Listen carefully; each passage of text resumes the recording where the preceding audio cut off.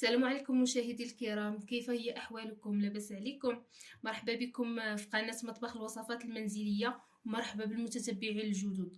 اليوم مع وصفة جديدة لذيذة بزاف، مذاقها تيحمق الصغار والكبار، اللي هي تحلية الكنافة بالكؤوس بجوج ديال المكونات اللي غادي يخليوها محافظة على التقرميشة ديالها لمدة أطول.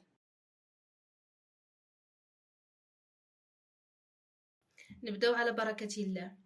في مقلاة غادي نوضع 2 معالق كبار ديال الزبدة. مني دابت الزبدة غادي نضيف ليها الكنافة اللي قطعتها قطع صغيرة مع التحريك المستمر. باش تجيك سهلة في التقطاع تنصحك تدخليها المجمد ليلة قبل.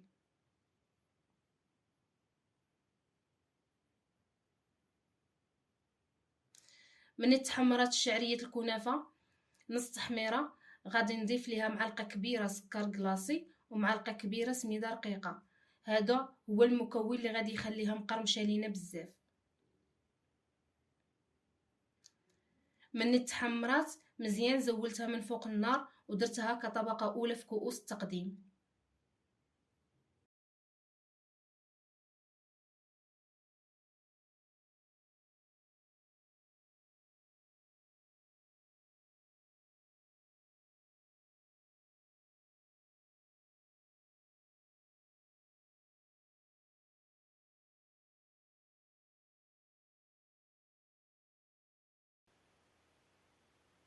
ودابا غادي ندوزو نحضروا الكريمه اللذيذه. غادي نحتاج نص لتر ديال الحليب، 2 معالق كبار سنيده، 2 معالق كبار سميده رقيقه، 2 معالق كبار نشا. تنخلط جميع العناصر وغادي نوضعو فوق النار اللي غادي تكون متوسطه مع التحريك المستمر. من عقاد لينا الخليط ولا لينا على شكل كريمه، دابا غادي نزيدو عليه الشوكولاط ابيض تقريبا 6 الحبات.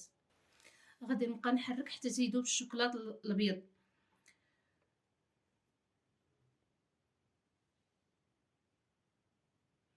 مني داب انسجمت لينا العناصر كامله، غادي نضيف جبن كريمي من اي نوعيه متواجده عندكم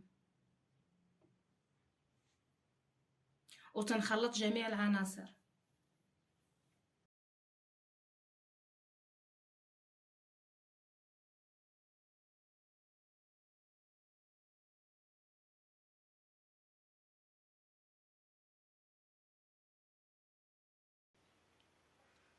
دابا تنفرغ الكريمه فوق الطبقه الاولى اللي درت ديال الكنافه، وغادي نبقى مستمره على هذا الشكل، طبقه كنافه طبقه كريمه.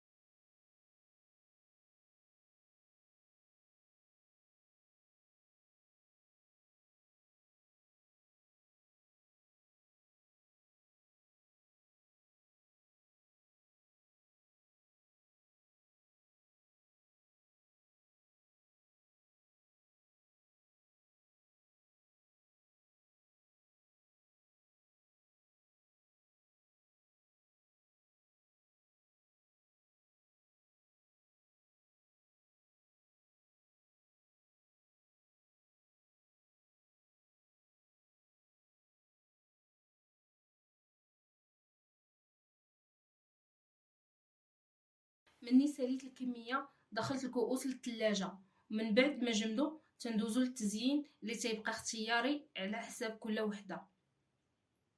انا استعملت الفريز وحبيبات الشوكولاط الملونه.